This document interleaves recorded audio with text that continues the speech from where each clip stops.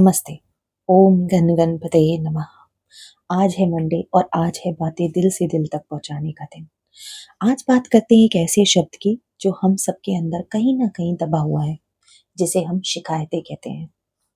सबसे पहले बात करने से पहले शिकायत आप सबसे ही करनी है मुझे कि क्यों आप मेरा पॉडकास्ट या ऑडियो नहीं सुन रहे। अगर कुछ कमी है तो कमेंट करके बताएं। मैं भी नई हूँ, आता नहीं है कुछ सिवाय अपने अनुभवों को शब्दों में बयां करने के अलावा। कोशिश कर रही हूँ आपके दिलों तक पहुँचने की। मेरे पॉडकास्ट को आखिर आप सबका प्यार क्यों नहीं मिल रहा? एक बार कोशिश करें सारे एपिसोड सुनने की, शायद पसंद आऊं। और 6th एपिसोड तक मेरी वीडियो में सेम थी, सिर्फ episode number and title change किए थे। फिर चैट जीपीटी से मैंने पूछा कि आखिर क्यों मेरे व्यूज नहीं आ रहे, तो उसने कहा कि वीडियो इमेज सेम है, लोग समझते हैं कि सेम, बस एपिसोड और टाइटल चेंज हो रहा है, बाकी देखने में बिल्कुल सेम लग रहा है। तो शायद इसलिए लोग सोचते हैं कि हम सुन चुके हैं, शायद इसलिए वो इग्नोर कर जाते हैं। इसीलिए इस बार मैंने इमेज भी चेंज की है। प्लीज मेरी कोशिशों को सराहें, उसे समझें, मेरे एपिसोड्स को सुनें, आपको अच्छा लगेगा। चलिए बैक टू आवर टॉपिक। शिकायतें क्या है, किससे करनी चाहिए, ये करनी चाहिए या नहीं करनी चाहिए? कहते हैं कि शिकायतें इंसान अपनों से करता है। हाँ सही है, और आपने सही सुना है। मैंने भी की शिकायतें अपनों से, पर मेरे अपनों ने मुझे बदतमीज, खुदगर्ज, एहसान फरामोश, टुकड़ों पर पलने वाला और मांग रखने वाला कह दिया।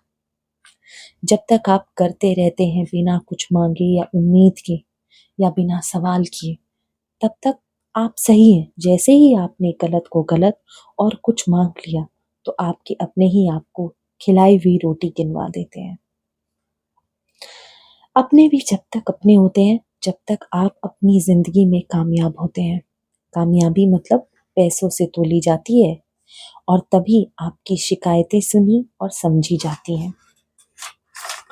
वो बहुत अभागे होते हैं जिनका कोई अपना नहीं होता, उनकी तकलीफ सुनने वाला, उनका दर्द बांटने वाला, उनको समझने वाला। और आप लोगों को बता दूं कि एक अभागी मैं भी हूँ, और अपनी शिकायतें रखी थी तो सुनने को मिला। माता पिता बहन किसी ने नहीं समझा, और वक्त नहीं है इनके पास मेरी शिकायतें सुनने और दर्द तकलीफ जानने का। दिल टूट जाता है, समझती हूँ, जब अपने नहीं सुनते समझते। इंसान जब परिवार से चोट खाता है तो दोस्त या प्यार के पास जाता है। लोग कहते हैं अच्छे दोस्त किस्मत वालों को मिलते हैं, और मेरी किस्मत पता नहीं भगवान ने ऐसी क्यों लिखी है कि मैं शुक्रगुजार हूँ कि उसने मुझे स्वस्थ शरीर, माँ बाप, खाना, सर ढकने को, छत और प्यार से दामन खाली नहीं रखा। लेकिन जब समय आने पर परिवार, दोस्त और प्यार की जरूरत पड़ी, तब मेरा दामन खाली था। बस इसी का मलाल रहता है।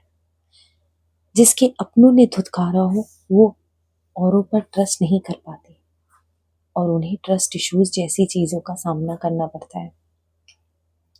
ना दोस्त बना पाते हैं और ना ही दिल दे पाते हैं। बचपन में पालने वाले या बचपन साथ खेलने वाले मुंह फेर ले तो इंसान पराए दोस्त और हमसफर से क्या ही बोले। वो भी शिकायतों को अनसुना कर देते हैं। दिल भी दिया किसी को तो उसने भी कहीं हुई बातों को, शिकायतें सुनने को अनसुना कर दिया, और दिल भी ऐसा तोड़ा कि किसी और के हाथ में देने से डर लगता है।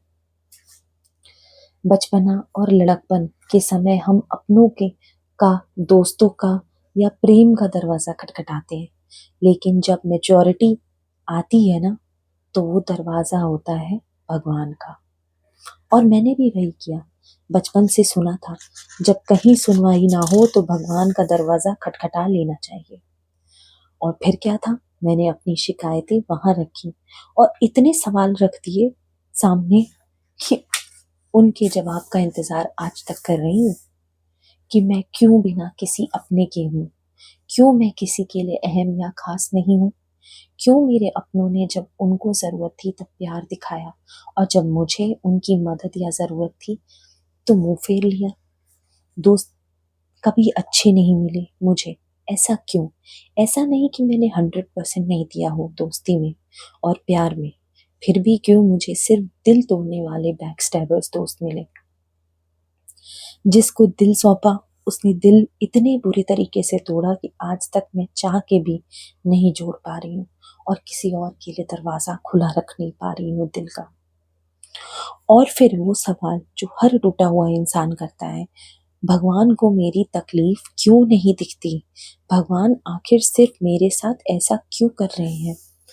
कुछ लोगों ने इन सब सवाल को कर्म फल से जोड़ देते हैं। तो कर्मा मैंने अगर पिछले जन्म में बुरे किए थे तो उनकी सजा मुझे अब क्यों? क्योंकि वो बुरे कर्म मुझे याद नहीं। और अगर इस जन्म के कर्म की बात है तो इस जन्म में मैं ऐसा इतना बुरा तो कुछ भी नहीं किया है। कुछ बड़ों को जवाब देना या कुछ छोटी बदतमीजी या जाने अनजाने में किसी का दिल तोड़ देना, जानबूझकर मैंने कभी बुरा नहीं किया। तो मेरी सजा इतनी लंबी क्यों? बचपन से आज तक 40 साल का सफर बिना प्यार और अपनों के सहयोग के गुजारा है मैंने। भगवान को क्यों नहीं दिख रही मेरी तकलीफ? मैंने पैसे कमाने के लिए भी अपनी सक्षमता से ज्यादा हाथ पैर मारे, पर हाथ लगी तो सिर्फ मायूसी। शिकायतें का मतलब होता है कि आपने शिकायत की और सामने वाले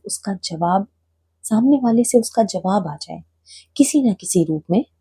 पर लगता है मेरी आवाज किसी के कानों तक पहुंच ही नहीं रही, और न भगवान को भी सुनाई दे रही है। मैंने अपने अकेलेपन और अपने दर्द को बांटने के लिए ये ऑडियो पॉडकास्ट शुरू किया है, ताकि यहाँ मेरी शिकायतें, मेरी आवाज को कोई अनसुना नहीं करेगा।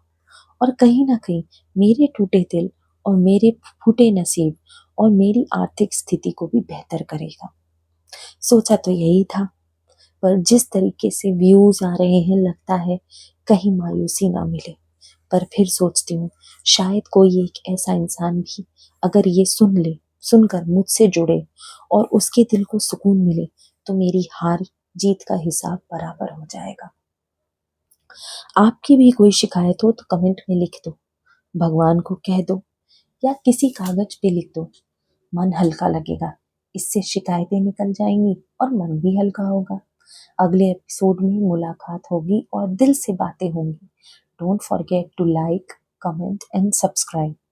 तब तक अपना ध्यान रखें और मेरी तरह ऊपर वाले पर भरोसा करें कि वो अगर सवाल अनसुने कर रहा है तो एक दिन उन सवालों का जवाब भी वो जरूर देगा।